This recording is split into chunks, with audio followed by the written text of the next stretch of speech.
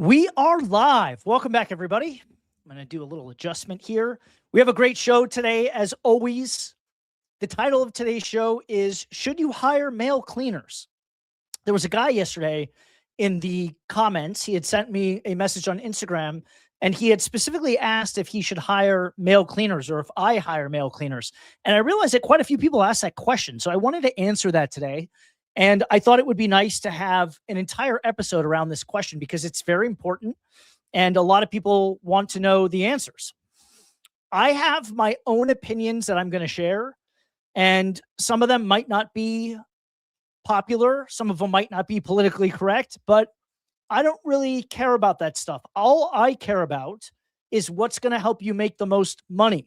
And so I'm going to be very honest with you about things, even if it feels uncomfortable or if you don't think that somebody should be saying these kinds of things, then I would encourage you to proceed with caution. All right. I always wait for a few of our best guests to come on. They're coming in. Here's Lindsay. Thank you, Lindsay. Appreciate you being such a good fan of the show. Lindsay is now part of my private group. If any of you are wondering how you can work with me or how you can get me to help you build your cleaning business, it's quite easy. Just go to johnmargalit.com and you could find some resources there, how to get in touch with me, or shoot me a DM on Instagram at John Margalit. You can also email me, jon@johnmargalit.com. And if you want to be part of my 90-day founder intensive build program where I build the business with you, it's all execution and precision, like I like to say. You have to email me. I'll send you an application. I only take 6 people per quarter because I only have so much bandwidth and I want everyone to succeed. The other way is you can go get my training system, my entire operating system, and weekly group coaching calls that you can find on my website, johnmargalit.com. I see that hey, John, how you doing? John's name is Wu-Tang23361. He's a big fan of the show and of my channel. I greatly appreciate him, and I love the support. Thank you so much. So now as people are starting to sign in, I'll repeat the title again. It's up there on the screen. Should you hire male cleaners? The honest truth most cleaning businesses won't say. And I always like to begin the show the same way. Before I dive into the topic, I want to let everyone know why I'm here. I'm here for 2 reasons, but mainly I'm here for people who feel stuck. If you feel stuck in your job or any situation that you can't stand, and maybe you're tired of trading your time for a paycheck. Maybe you're tired of building someone else's dream. That's how I felt when I was working at a big company. Maybe you're tired of feeling like you just don't have any real options. Maybe it's a combination thereof. But I've been there before. I know exactly how you feel. And I built my way out of it. When I say I built my way out of it, I mean literally built a remote cleaning business that helped me transition out of having 2 jobs. And now I'm leading a much more fulfilled life because I'm building my own business and I have freedom over my time and I make more money. So my goal is to pay it forward and do this show for you every day to help you achieve the same thing. And this isn't just about potentially starting a business. It's also about what the experience does in terms of helping you be more free, how you become a different kind of person with more confidence, more clarity, more decisiveness, more capabilities than you ever imagined. And most of all, you become so much more resilient so you can create real financial freedom and real time freedom in your life. I share my ideas, my honest perspectives, simple frameworks about mindset, sales, marketing, decision-making, problem solving, the things that you actually need to think and act like somebody who can build their own future. And just as important as the tactics, I want this show to be a daily reminder that transformation is possible. And you're not crazy for wanting more. In fact, it's quite human. And that you're not alone on this journey. I have a great clip for you today that talks about the risk of becoming an entrepreneur, the risk of leaving your job. It's very contrarian, and I'm looking forward to playing it. It's a great clip. Rick Benson, welcome back to the show. I'm in my Happy Home Helper shirt here. I decided to switch it up today. I usually wear my rags to riches green, but today I'm cosplaying as a Happy Home Helper. And because real transformation always starts with a decision. We begin every show with this same question. This is important. I want everyone to lean in. If you don't change anything, if you keep doing exactly what you're doing, you will very likely be in the same position that you're in now, 1 year, 2 years, 3 years later, maybe even 5 years from now. You'll be feeling the same frustration, the same lack of control, and the same resentment towards your job or whatever situation you're in or people around you. But if you committed to transforming your life, and I'm talking about real commitment. With real commitment, there comes a real chance that in 1, 2, or 5 years from now, you could be exactly where you want to be. I did it. So here's the real question. What hurts more? Continuing to endure a job or situation that you hate or you know is a dead end? Or enduring the discomfort of pursuing freedom and building something of your very own? Because here's the truth most people avoid. The pain of staying the same has no upside. Zero. It just repeats. But the pain of trying to change, of building, of learning, of failing, and trying again, at least gives you a real chance at a better life. The show topic today is the fastest way to add $5,000 a month. Nope, that was yesterday's topic. My notes are messed up. The topic of the show is today, should you hire males for your cleaning business? And the honest truth that most cleaning business owners won't say or talk about. We come into some muddy water here. We have to be careful not to say anything that would offend somebody. But we also have to be clear about what's going to help you make the most money and why. So we're going to get into the psychology behind it. We're going to get into some of the liability issues that are potentially arise for people. And before we do that, I think it's so important that if I'm going to go ahead and teach you about the remote cleaning business, I better show you some proof first. So what I'm going to do is we're going to do a check. We're going to do a revenue check. And if you're new to the show, I always bring receipts. Starting off, I'm going to do a quick screen share. I'm going to show you something here. I'm going to show you something. This is my 1099 income statement from last year in 2025. I just got it back. And I'm going to show you how much money my cleaning business made because I think it's really important. Because if I don't make a lot of money, why would I be able to help you make money? And if you're considering anybody that can help you, coach you, maybe you want to take their course, whatever it may be, and they can't show you proof of how much money they make, maybe you should think twice about learning from them. Here's my proof. Here's my 2025 Octopus app Inc. is Jobber. That's Jobber's parent company. They do the payment processing. That's the CRM system. My name is obviously here. Margalit Consulting is my company. I crossed off my address because, well, I don't think anybody needs it, and my filer's TIN number. But what I didn't cross out is how much money I made. $1,552,589.80. And again, I'm not saying or showing you this to flex. That's not the point of this. The point is to prove to you that I don't just talk the talk, I walk the walk. I've got the goods, and I can prove it. I'm going to do one more check because it's exciting. We're going to do a daily revenue check. I'm going to share my screen again.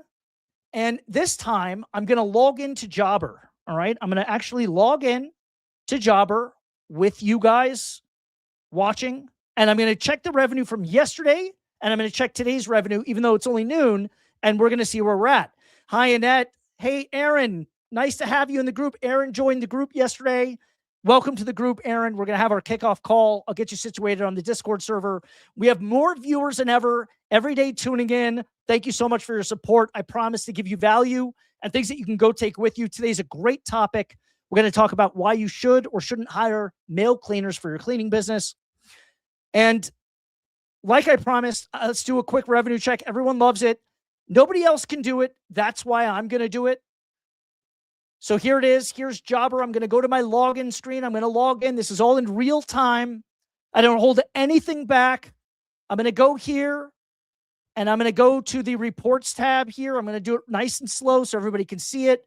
At the top, I'm going to run a transactions report, and then I'll go ahead and back off.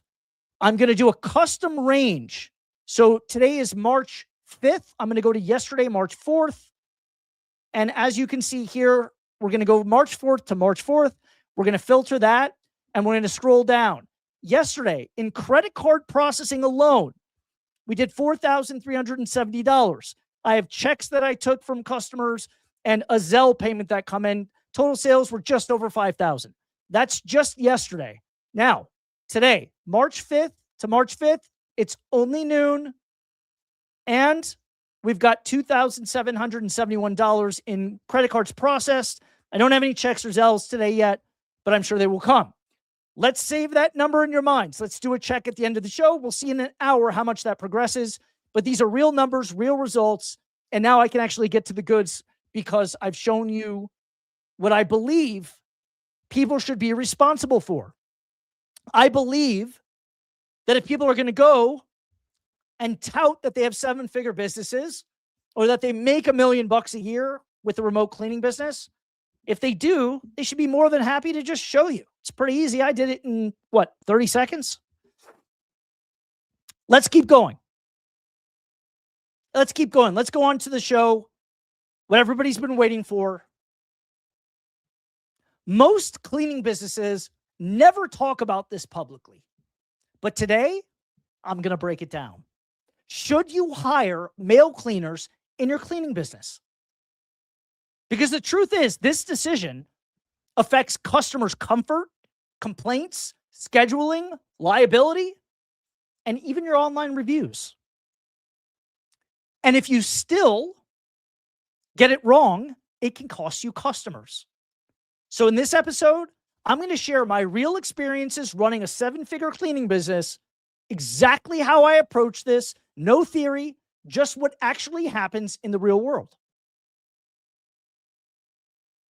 If you're new to the show, I'm John Margalit. I'm the founder of Happy Home Helpers, a 7-figure remote cleaning business, and Rags to Riches University, where I help people like you start a profitable cleaning business using nothing but a phone and a laptop.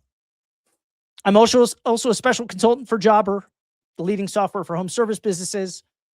I was featured several times on their podcast. I was a keynote speaker at their summit. I opened up for Cody Sanchez and Gary Vee. If you haven't seen that, it's a great talk I put on there.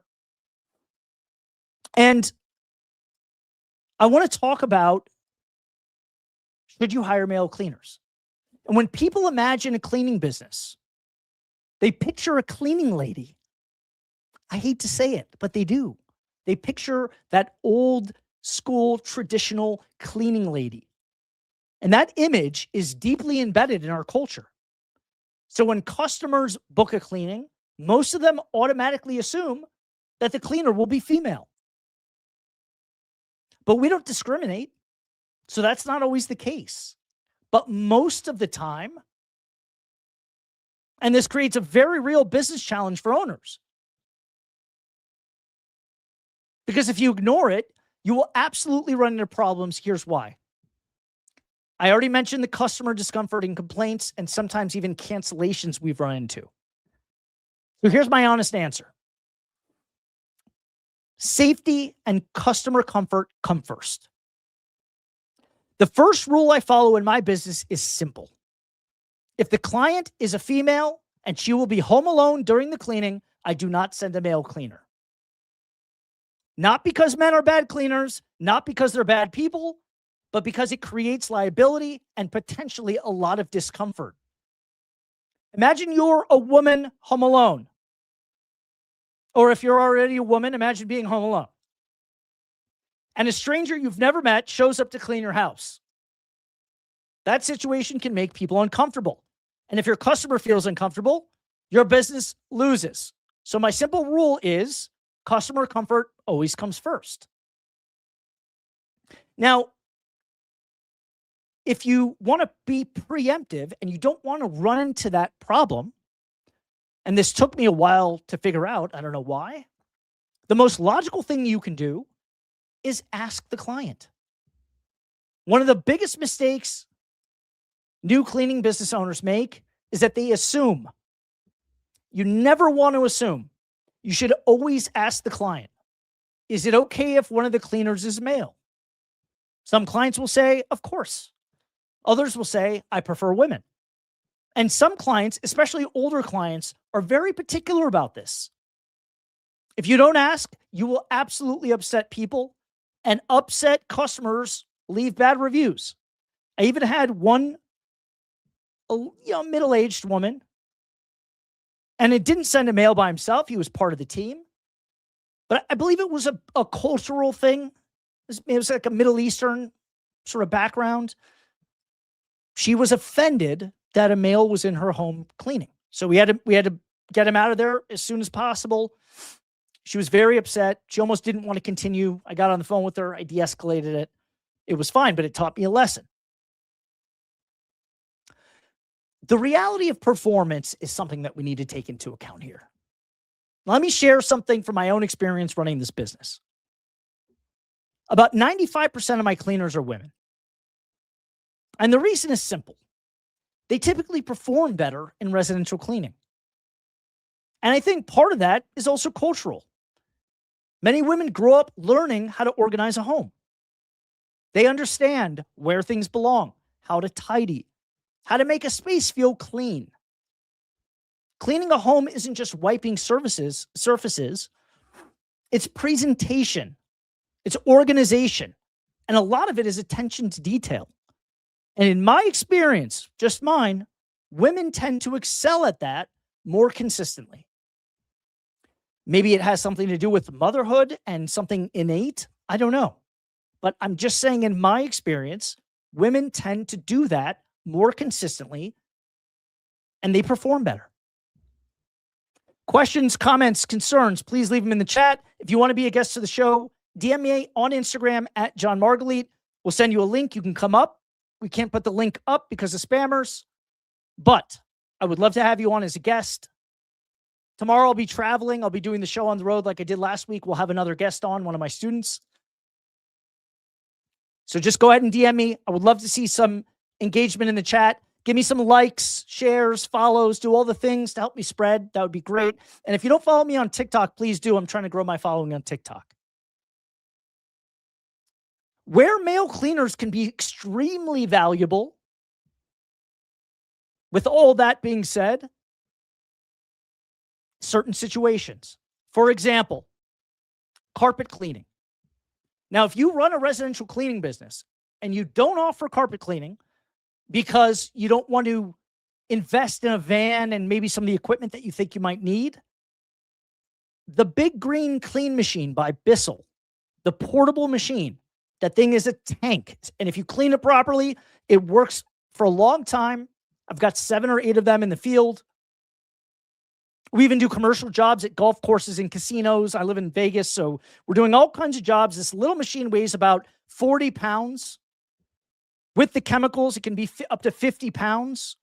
And if people live upstairs, you got to truck everything upstairs. So sometimes a man's natural strength or extra strength helps. Can women do it? Of course they can. I've got a team, a mother-daughter team, and the daughter is carrying around the machine all the time, and she's fantastic at it. But when you're walking upstairs with 50 pounds, sometimes having a male helper or having a male on the team can help. Another example of where males can really be a big help on deep cleans, moving furniture. Maybe men, in my experience, are a little bit more daring to go higher up on ladders to get areas that are hard to reach, high fixtures. Sometimes having that extra muscle makes a huge difference. Surviving. Lindsay says surviving. Aaron says, is there a certain type of cleans that would be more suited? Oh, I beat you to it. I got it. And Rick says, how about husband and wife team? So I do have husband and wife teams. My experience with them is not good. The reason why I don't recommend a husband and wife team is that if anyone's ever been in a relationship, you know that sometimes you have disagreements. And if you do, some of those disagreements can become very personal, and you don't want to bring that element into the workspace. And The other problem with husband and wife team is that if they share a car and the car breaks down, they're both unavailable. So be very careful with husband and wife teams. If you can avoid it, I highly recommend avoiding it. Probably brings more trouble or potential issues than the pros. The cons outweigh the pros. Great question, though. Great questions coming from Rick. I see Nilsson is here, Genesis 251. 70 plus applications in Indeed, more than half are male. I'm going to touch on that, actually. I'm going to touch on how I try to finagle my applications so that I repel the men.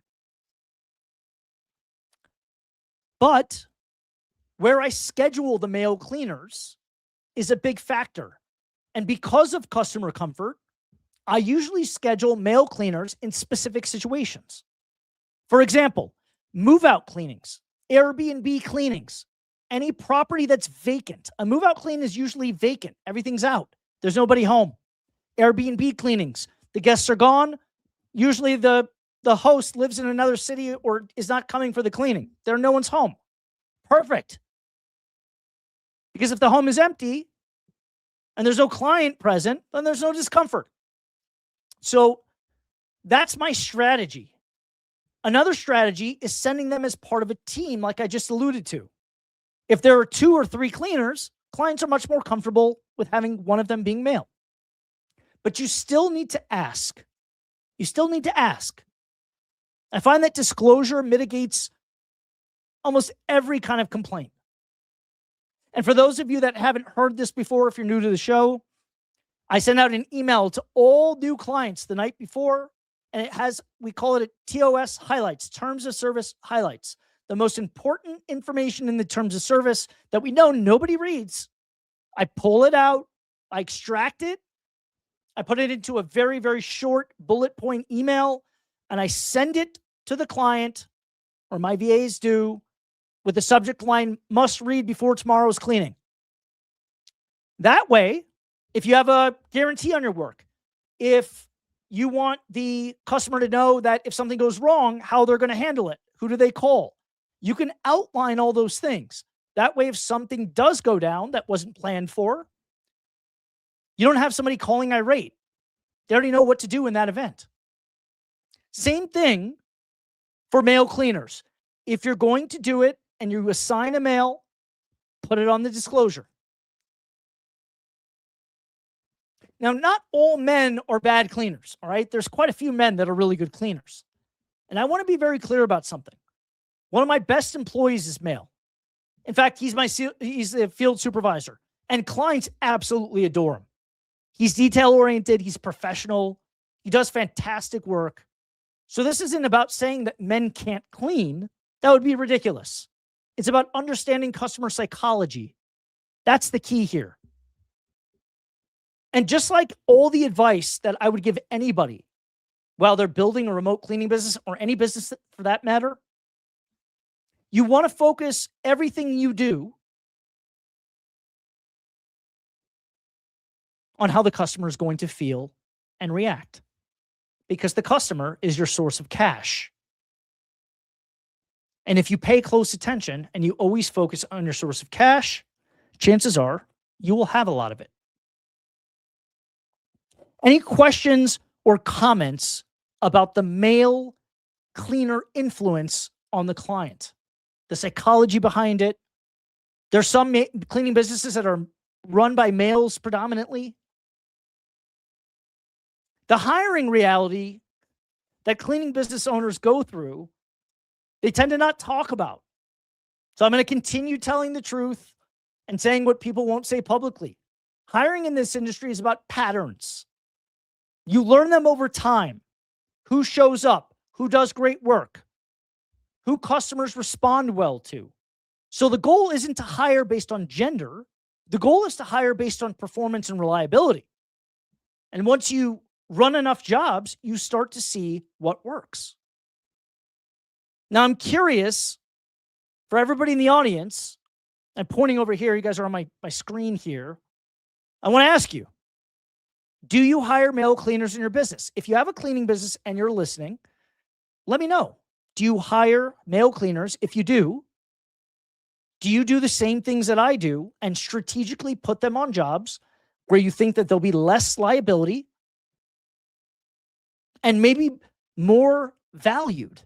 Maybe their skill set or their physical presence that they bring to the table gives you an advantage in some of these scenarios. Have you ever had a customer complain about it? I'm curious about that. Have you ever had a customer complain about it? And know that this topic today was not something I planned to talk about, but somebody DM'd me about it. And then I realized I had a few other DMs about it. So if you want me to cover something, if you want me to do a deep dive into something that you're wondering about, send me a DM about it. Let me know. Send me an email. I'll cover it on the show. Growth Hub says, I understand that this has been my fear that what should I be doing as a male starting up a cleaning business? Well, look at me. I'm a male that started a cleaning business. If you're not the one cleaning, because in this remote cleaning model, we're not actually doing the cleaning. We're doing all the logistics, the customer service, the sales, the marketing. But if you're in that position, go shake hands with people. Call them. Ask them if it's okay if you send a mail. But if you're the male and you're the face of the business, I can show you 1.5 million reasons why it's okay. So that would be the answer to that question. But that's not an irrational fear. That's totally normal. Have you had a great male cleaner who customers loved? I'm curious. Any of you? Did anybody have a really stellar male cleaner that customers loved and wanted back? Reaper Kills. That's a great name. Reaper Kills, $49.88. How much to get started? How much for, are you talking about my program? If you specify, I'll tell you right away. Growth Hub, John, you are filled with powerful knowledge. Thank God. I met you before I started, and I'm ahead of those most newbies. Yeah, I definitely agree with you. Thank you for giving me the compliment too. I really appreciate that. Aaron J25, he's new to the program. He says, I think being a male and a face of a business is fine. I can understand the feeling that some people may have from having a male cleaner, though. I just guess it depends on the job. That's true. It depends on the job and the customer, right? And so, you know, if you're servicing an Airbnb host, those people don't care. They just want you to be reliable. They want you to be on time. They want the place ready before the guests arrive, and they don't want any complaints. If it's a man, a woman, an alien, it doesn't matter. As long as you take care of those things, you're extremely valuable to them. All right? Extremely valuable to them. And my last thing that I wanted to mention here, I'm gonna pull back for a second. I have a clip for you today. I have a clip because, you know, I can't seem to get over this. I've got so many people, and maybe you're one of them listening, that are so terrified to take the leap of entrepreneurship. They're so scared. And it's totally human to be scared. I get it. But let me play you this clip because I think it's going to shed a little bit of light. And I think it's going to make you a lot less fearful. Can we get that clip? Can we roll that clip on 2, please? Risky is a 9-to-5 job. Humans have this perspective that starting a business is risky. In reality, entrepreneurs do not take risk. They do everything in their power to minimize risk. And in many cases, when they embark on a business, the risk approaches zero. What is extremely risky is a 9-to-5 job. Because we have one life, right? And it goes away. And you may not get to do what's in your heart. You may not get your music out, right? And so getting our music out is really important. So this notion, which is drilled into us, that if you're an entrepreneur, you're taking risk, really kind of does a big disservice to most humans. What is extremely... Oh boy, you got one life to live. Let me get my music out for a second. Let me get my music out. I have no prior experience doing a live stream or any show for that matter. But I have this wild, crazy aspiration. I want to build the biggest live stream show on the planet. I want to build a media company with other talent. I want to get them in their niche. I want to sort of serve as their agent. And I want to launch tons of great live stream content about starting a business, about the transition from your job and taking the leap.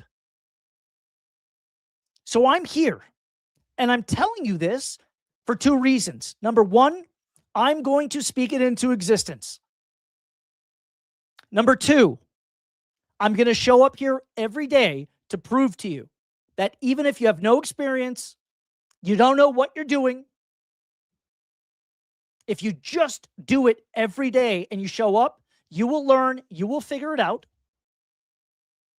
and maybe you will get to do your music.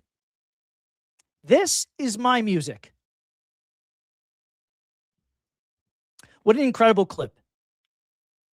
If you're watching right now or you're listening, and you have that bug in you, that entrepreneurial bug, and even if you don't, if you just despise whatever situation you're in, if you want more control over your life, then go try to get your music out. This doesn't have to be the only way. There are many vehicles. But the reason why I love remote cleaning is because it's one of the easiest ways that somebody with no experience, just like me, no barriers to entry. You don't have to explain it to anybody. Everybody knows what house cleaning is. You can go out there and you can make six figures your first year with a remote house cleaning business, even if you still have your job. Reaper Kills says, I made this account when I was 12. Haha. I meant about the remote cleaning business. How much should one start with if on your own? I see. So what's the total investment?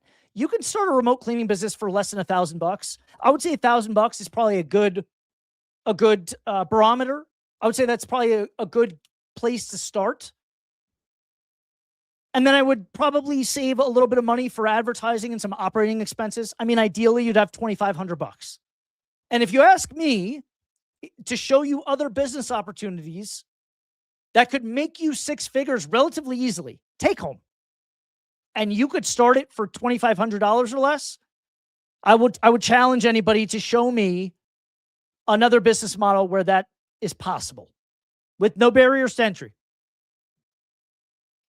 Now, I'm in the junk hauling business. Great business. High margin. Very easy to find people to do it. They just have to be big and strong. You can't mess up someone's junk. You're just throwing it away. Junk. But you need a very expensive truck. Barriers to entry. I'm sure a lot of people would love to be in the junk hauling business. But not everybody can afford a big dump truck. With cleaning, you don't even need supplies. You hire people that already have them. Great way to transition. Today's show was about, should you hire male cleaners? I'm going to get back to that in a second. I always have a quote of the day. I'm going to do that right now for you. And when I say roll that clip on 2, that doesn't mean anything. I just made that up. I see people on the news do it, so I thought it'd be cool to just say, like, roll that clip on 2. Makes me sound like really professional. I don't know if anybody caught that or not, but I'll admit it. Just something I made up. Here's the quote of the day. Let's put it up, Taj. Today's quote is from Maya Angelou. And Maya Angelou says, people will forget what you said. People will forget what you did. But people will never forget how you made them feel. Now, why did I bring that today? Why did I use this quote today? Because it perfectly applies to the topic of the show. Should you hire male cleaners? Because at the end of the day, this business is about trust. You're sending someone into a person's home. And if the customer doesn't feel comfortable, nothing else matters. Nothing. So should you hire male cleaners? Absolutely you should. But you need to do it intelligently. You need to understand the customer psychology. You need to ask your clients what they prefer. You need to schedule strategically and always prioritize customer comfort. Because the real secret to building a successful cleaning business is making your customers feel safe. I'm going to say that again. The key to this business is making your customers feel safe. When they trust you, they stay. When they trust you, they refer you. When they trust you, your business grows.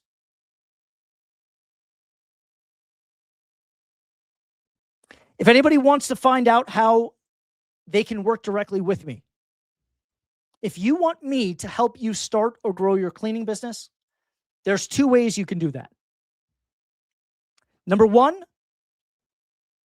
I can give you my operating system and all my training, plus weekly group coaching calls with me personally.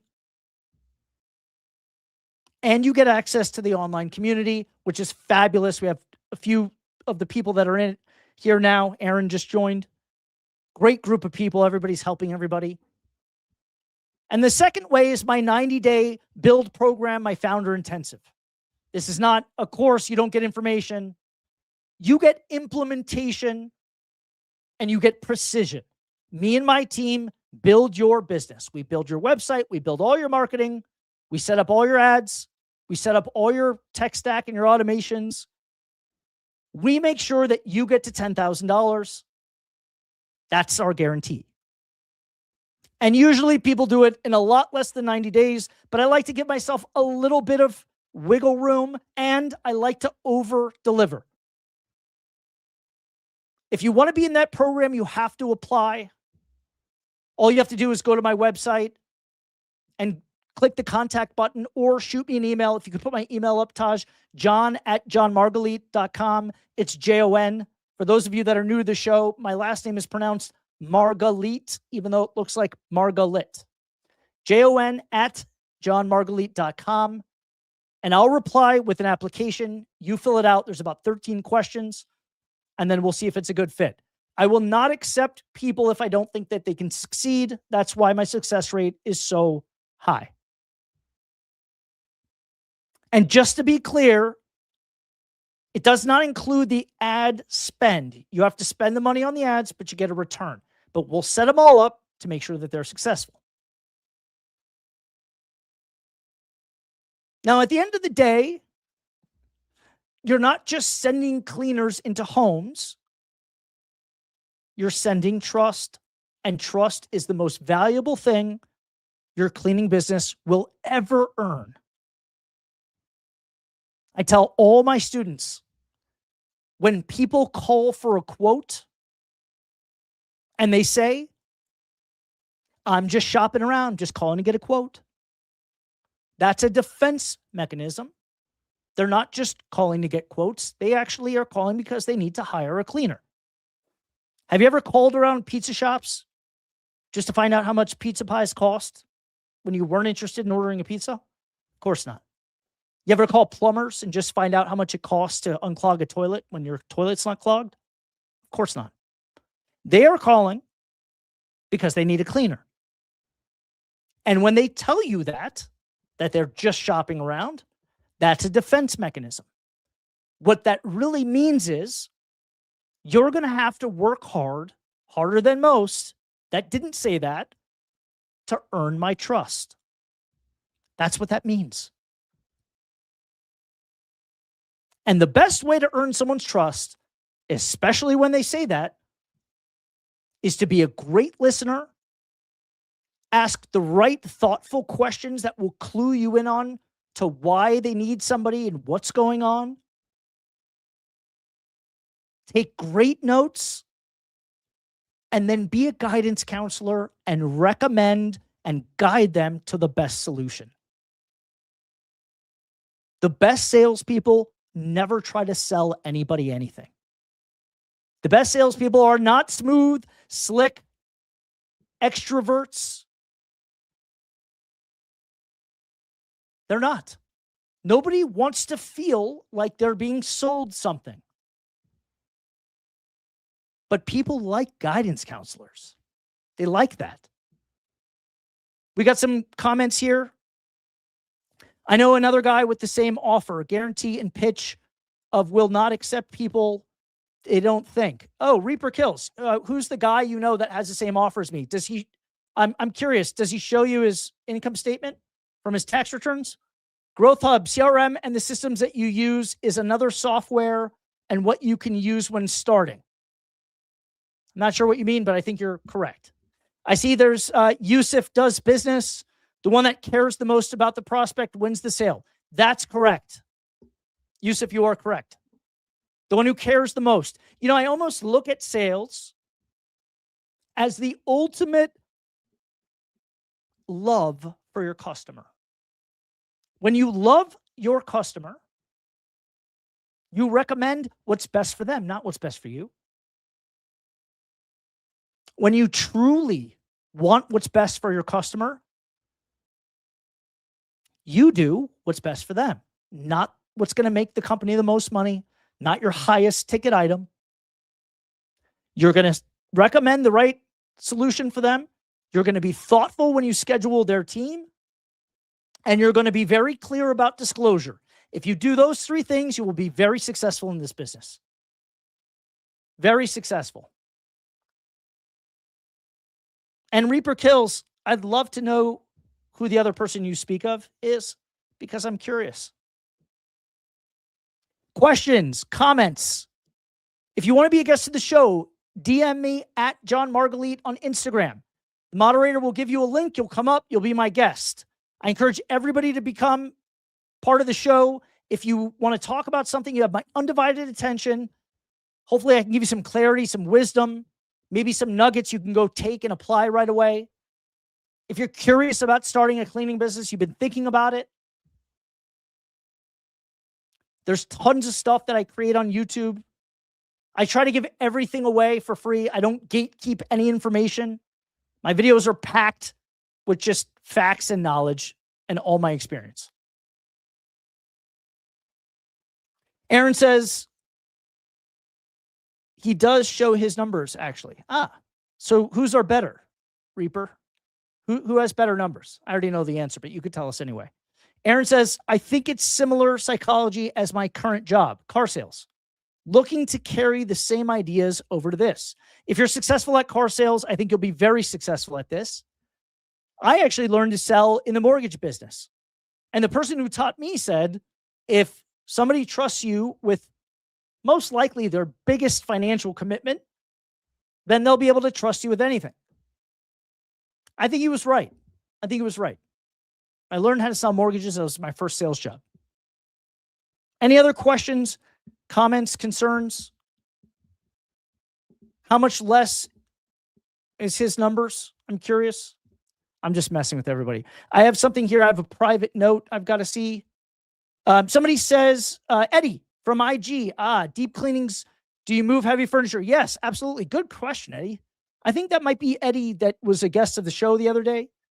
I can't see the questions from some of the platforms. I can only see people from YouTube because of the platform that I'm using, StreamYard. So I'm streaming on one app and it's distributing it to all the platforms. I'm not native to any platform. So if you have a question or a comment and it doesn't get answered right away, don't worry, we'll see it. The moderator will put it up for me to see. I think he's doing $130K per month across 3 cleaning businesses, while he also does 2 other businesses. Oh, wow. I don't believe that. That sounds really weird to me. I have 3 businesses myself. One of them is a family business that I have to run. I don't have any options. And the other one is my cleaning business, which I'm showing you right now. And then my other business is just creating content. My music business. I'm sure there are a lot of great people out there that are good teachers of cleaning businesses. I'm sure there are.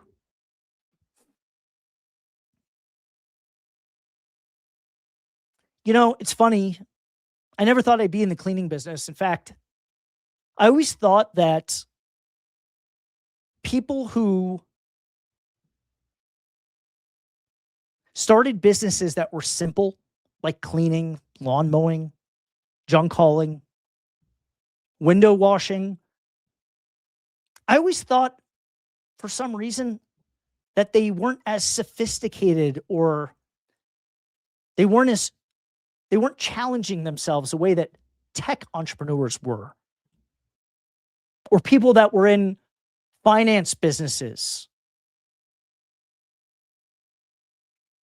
I was so wrong. I was so incredibly wrong. And the businesses that I had tried in the past, they were so hard to make money. I invented a line of sport towels called Towel Mate, gym and beach towels with hidden zipper pockets. I even went to Apple and I got a licensing deal with Apple. I was able to put the Apple logo on the products and spec it to fit the iPhones at the time. Even the beach version, you could fit an iPad in. Great products, fun, cool. Sold a ton of towels. I went into Bed Bath & Beyond. I made $0 though. I sold a ton of units and I made $0. Why? Product development, sourcing, manufacturing, shipping, warehousing, then pick, pack, and ship every order from the warehouse to the customers. Shipping again. I had to charge $35 for a gym towel just to break even. I had to charge $45 for a gym towel to make money. Guess how many people wanted to spend $45 on a gym towel? Very few. So I sold a lot of product and I made no profit. Then I tried to build an app. I built an app. It was like Uber for photography. Literally. We called it toggly.com. The reason why is because short for they call each other photogs or togs. So it was toggly.com. You go on the app, you choose what type of event: headshot, wedding, bar mitzvah, birthday party, bachelorette. You see all the photographers that are closest to you, and you can click on them to see their profiles. You can hire them on the spot, and they would come take pictures. Really cool idea. Made no money. Had a ton of users on the app. Spent 2.5 years building the app. I don't code, so I had to get people that could. Made no money. Then I went to go work at a company because I needed to make money. I worked at a tech company. I was in sales. And for 5 years, 5 long years, I got paid decent. But my heart and soul was not in it. Every day I would wake up, I would wonder how much longer I was going to be able to do it. So I started to try to build other things. And everything failed except this. You want to know why? Because the simple, boring businesses are the ones that make the most money. That's why. The tech companies and all the aspirational things that you see on Instagram, those are the outliers. That's not the norm. The people that really make the money have the cash businesses. And finally, when I put ego second, and I tried my hand at a blue collar service, I had amazing success. That's all it took. Apps. I made a breakfast drink. I tried to do a protein bar. Lots of money, lots of time put in, zero money taken out. If you want to be a guest of the show, you can DM me at John Margalit on Instagram. If you want my help building your business or starting your business, you can email me, john@johnmargalit.com. Yusuf here has a comment. He says, how do you explain the difference between a deep clean and a regular clean? Also, how do you go about leads who have a home that needs a deep clean, but they claim they don't? These are very good questions. Let me answer these two questions. These are great questions. Thank you, Yusuf. The answer, the difference between a deep clean and a standard clean is you never go into what it includes because there's too many things. So I go into the only 3 or 4 things that are included in the deep clean that are not included in the standard clean. It's the easiest way to do it. And the exact words I say are, the deep clean is like a full reset of the house. It's a complete top to bottom clean, meaning all the light fixtures all the way down to the floor. And it includes 4 very laborious, tedious things that take a lot more time, and that's why they're not in the standard clean. We hand wash and scrub all the baseboards. We deep clean inside all the appliances. We detail the entire interior of the window. I'm talking about the glass, the tracks, the casings, the windowsills, everything. And we detail all the light fixtures. Those 4 things are not included in a standard clean. That's how you do the difference between a standard clean and a deep clean. Second question, what happens if the customer doesn't tell you they need a deep clean? Your team arrives, standard cleans in the notes, they paid for a standard clean, but the place looks like a freaking tornado hit it. Maybe there's dog feces on the floor, cat piss on the walls. I've seen it all. Maybe it's even human feces. We've gotten calls, Grandma couldn't get to the bathroom in time. I'm not kidding. What happens? This is where disclosure comes back into play. In your disclosure, you should explain, if we arrive and the job is going to take a lot longer than expected, here's what happens. We default to hourly. We charge $68 an hour. We'll stay as long as it takes to clean it up. If you can only afford to pay the amount you've paid, once we reach however much time that dollar amount pays for, we pack up and go. If you want us to stay longer, you can pay more. Your cleaners have to know that. Your customers have to know that. You'll all have to be on the same page. It's a protocol. It's a process. But if you disclose properly, and I not only tell the customers what's going to happen in the event of that, I also tell them how long it should take to do their home for the size that it is and the type of cleaning it is. That way, if I have to call them the next day, I can say, I told you, and I wrote it to you in an email, that for a standard clean on a 2,700 square foot house, it should take 3 hours for one cleaner. I told you that on the phone, and I sent it to you in an email. The job that we're looking at when we arrived looks like it's going to take all day long. So if she has to be there for 7 or 8 hours, do you want to pay for it? If you do, well, we're happy to stay and we'll take care of everything. If you don't, she can stay for 3 hours and then she's got to pack up. That's how you handle that. You preemptively disclose over the phone when you sell it about how long and about how many cleaners it should take. You always give a range. And then if you actually are in that situation, you fall back on your disclosure and you charge accordingly. Let's see here. Rick Benson says, what market does your student Alex operate in? What market does Alex operate in? Remind me, now I'm forgetting. Alex, he's in Denver. He's in Denver. The student that was on the show. And yeah, Alex is a terrific guy, and he's a terrific operator. If you like systems, if you like structure, and you think you'd be a good operator of the business, then you'll do very well. Because this business is not about sales. It's not about anything but process and systems. If you have good systems, everything takes care of itself. Just like the system I just outlined.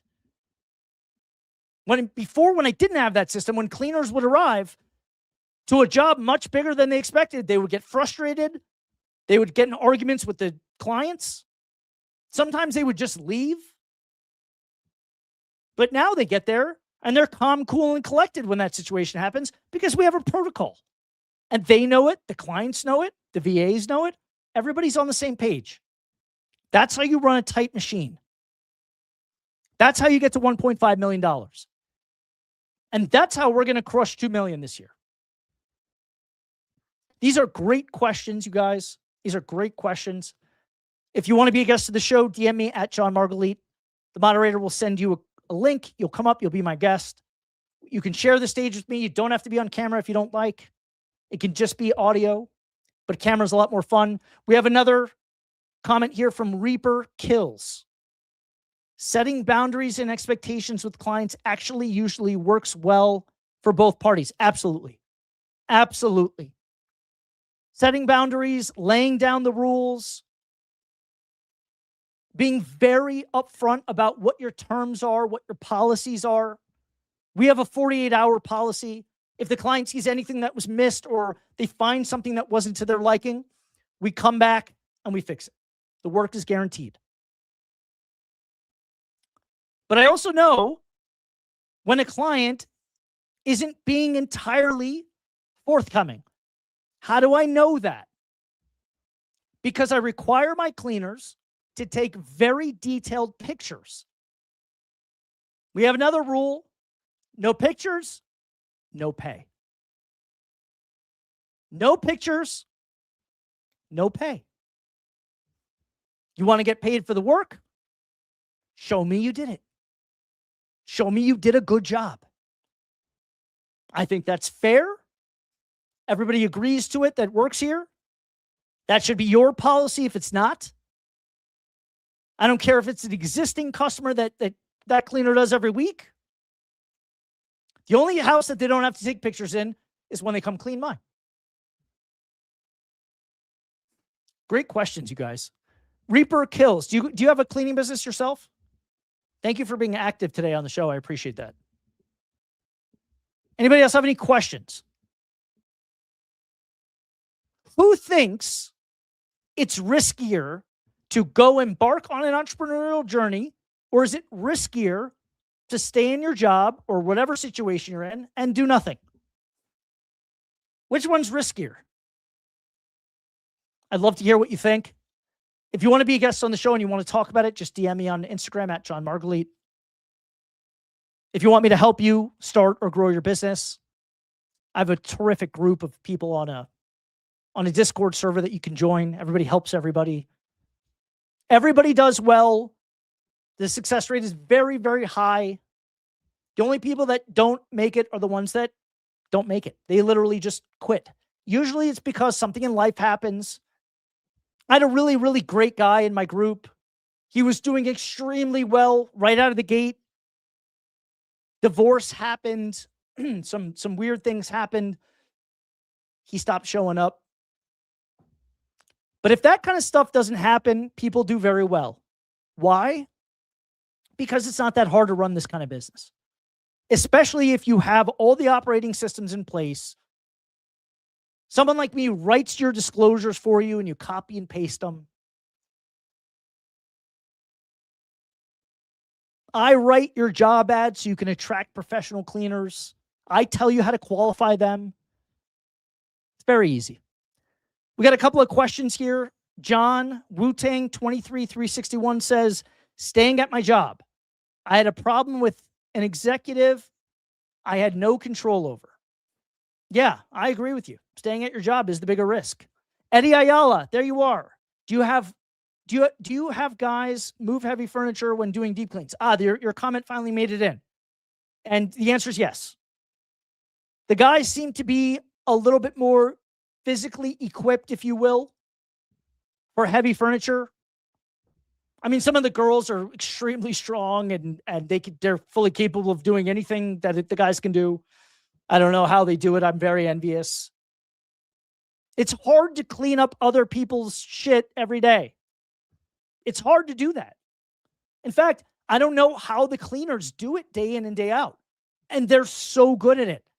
They continuously have the patience. They smile, they listen to podcasts and they're listening to music and they're just doing a great job every day. Now, a lot of these people don't want to sit at a desk. They don't want to do clerical work. They don't like this type of work. But boy, do they work hard. And boy, do I respect it. That's it for today. Those are all my thoughts. If you have any questions, this is the last call. If you want to be a guest of the show, go ahead and DM me at John Margalit.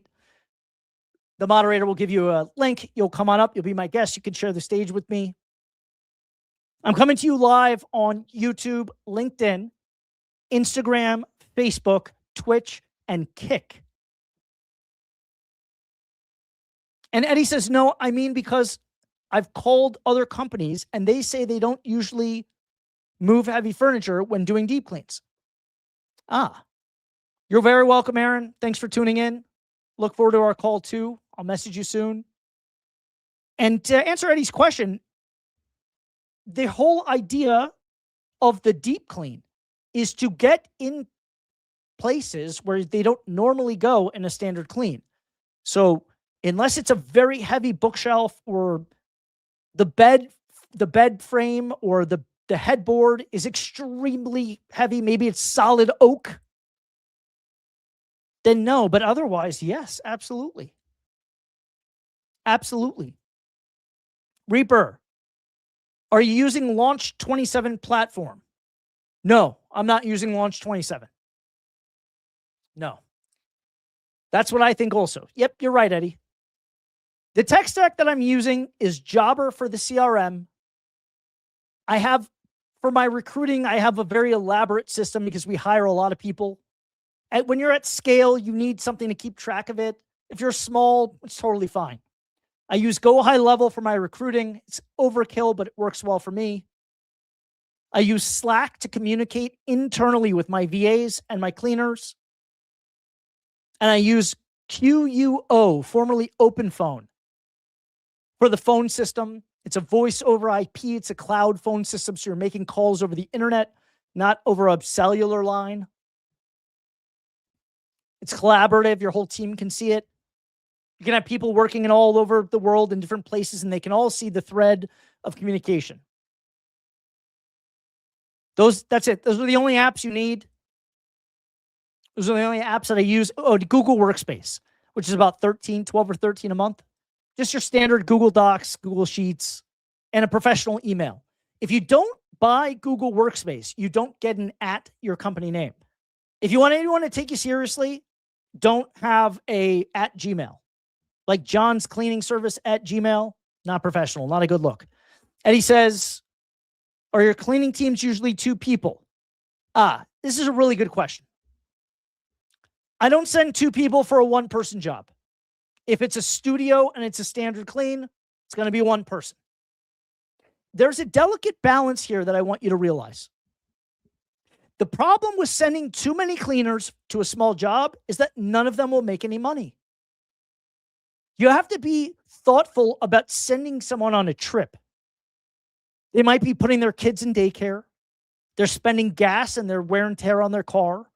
So if they're going to go somewhere to a job that's not easy to do, you better be sure that they can make some decent money. That's why I have a $168 minimum, and we can clean up to 3 hours. And a cleaner, if they go to a job and it's 30 minutes, we have some people calling in saying, I need 1 bathroom deep cleaned. It's only going to take an hour. Okay, fine, $168. I still pay the cleaner for 3 hours, even if she only does an hour. Because I can't ask her to drive somewhere and do a job for $20. You can't pay your bills. And when my cleaners are not making money, I'm not making money. When my cleaners are happy, I'm happy. I'm protecting them. That's my promise to them. I promise to protect them and try to maximize their earnings. That's what a good owner does. In fact, any good owner of any business should be trying to figure out how to make his employees more money. And that should be for obvious reasons. You want people to perform well? Take good care of them. I also pay $8 per job for gas. Gas is expensive. So if a cleaner does 2 jobs in one day, she's getting $16 just for gas. Then she's getting her $20 to $23 an hour, depending on how long they've been with me. And then I give bonuses for every good review. And the cleaners that excel and hit other goals, they get free gym memberships, free Netflix accounts. Goes a long way. Giving you all the goods. I'm giving you all the tips and tricks. This is it. This is how you keep them happy. This is how they make you happy. You want loyalty? Protect them. Got more questions here. They're pouring in. The people here in DC would never pay that. That's a total false belief. That's an irrational fear of false belief. That's not true. Everybody will pay for a good service. There'll always be enough customers that will pay that. Eddie, you put me in DC tomorrow, I'd be selling my cleanings for the same price as I sell them here in Las Vegas. I guarantee you. Don't have limited beliefs. Reaper kills. What's the cost of the 90-day implementation? It's just under $9,000. It's $8,997. Eddie Ayala says, maybe it's a sales issue in my side. Yeah, it definitely is, Eddie. It definitely is. And let's talk about that, all right? Maybe let's set up a call on Instagram. I'll give you a few minutes. I'll help you with that. I think you could definitely convert some of these people. Don't lower your prices, whatever you do. Hold strong, become a better salesperson. You know, that's one of the things, you guys, is that the people that go through my program, I'm not just teaching them how to run a cleaning business. This is a transformational thing. This is an entire identity shift.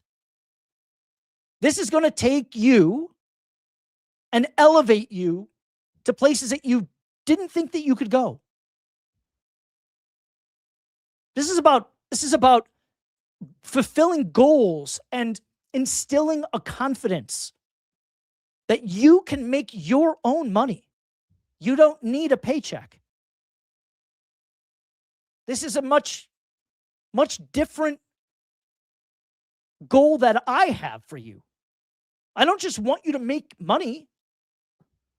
I want you to become a different person. I want you to be a problem-solving entrepreneur. Eben Pagan used to say, if you have your own business and you don't have any customers yet, or you're not making money, you're just prenewing. You're not an entrepreneur, you're just prenewing. No, I want to change the game. I want you to be done with the program, be making the kind of money you want to make. I want you to be doing what you want with your time. We're going to build a business that runs without you, just like mine. And we're going to check back right now. Let's check back. When we first checked the revenue, we were at about $2,700. You guys remember that? It's been over an hour. Let's check back and see if we've got any activity. Let's check back. Maybe there's been some sales. I'm checking now. I'm surprised there's not. No new sales have come in, but it was worth a look. I'm shocked. Usually we've got more activity. But this is a total transformation. If you want to gain control of your life, if you want to be extremely confident in what you're doing, if you want to absolutely crush any fears or limiting beliefs that are in your head, and you want to be a real entrepreneur, you really want to solve these problems and go out and provide a good service, shoot me a message on Instagram or send me an email. Last one here. Eddie Ayala, your leads are the issue. I used to think people wouldn't pay $10K a month. When I had my business, they did. Oh, no, I'm sorry. Yes. Reaper Kills. Yeah, you're right. You're right. Reaper Kills, what do you do? Do you have a cleaning business? You might have put that in the notes. I missed it. Growth Hub says, John, what's your take on this pay per hour or flat rate? Can you please elaborate on that? Yeah, absolutely. Great question. All right, this will be the last thing I go over because this is really important. Flat rates eliminate friction in the sales process. The more decisions that you have to make the person on the other line make, the more friction it's causing. People like transparency, clarity, and they like things straightforward. A lot of people have a menu. You want to add an oven cleaning? Here's how much extra it is. I don't have a problem with that. That's fine. But if you want to make it really easy and you want to convert a lot of these people into customers, paying customers, and you want them to be happy, give them one flat rate. And if you don't know how to charge flat rates or you don't know how to calculate them, you should definitely join my program. And I'm not even kidding. My pricing guide is worth way more than $1,000. Way more. It took me years to figure it out, and it will be your guarantee that you'll make profit on every deal. Your cleaners will get paid well on every job because I build it in, and your customers will be getting value for the price that you're charging. If you're not sure how to price and you want to charge flat rates, I have this incredible guide that I made. It shows you for every square foot, every 250 increments, what type of clean. It shows you how many cleaners you should send, for how long it should take, gives you everything. All you need to do is look it up by the size of the home and what type of clean it is. That's it. It's a copy paste. Done. All right. And by the way, if you suck at math, you'll love my pricing guide because you don't have to do any math. No calculations. Everything's right there calculated fully for you. What's the, let's see here. Okay, so the difference between hourly and flat rate. The only time I charge hourly is when someone makes a request that is not for the whole home. If someone's getting their entire house cleaned, I just price it by square footage. Now, if somebody says, I want my bathrooms done and I want you to do the floors, and it's not the whole house, I call it a custom request. We give them what's called a custom hourly cleaning, meaning that we have a minimum of 168. I've actually raised it to 188 now is our minimum. And you can have a cleaner for up to 3 hours. If you want that person to stay longer, it's $68 per hour additional per cleaner. We've had situations in the past where we sent 2 cleaners out and we didn't. This is before we were disclosing that it's $68 per hour per cleaner.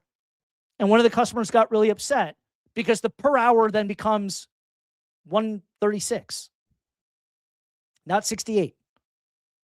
Got to be careful. You got to disclose.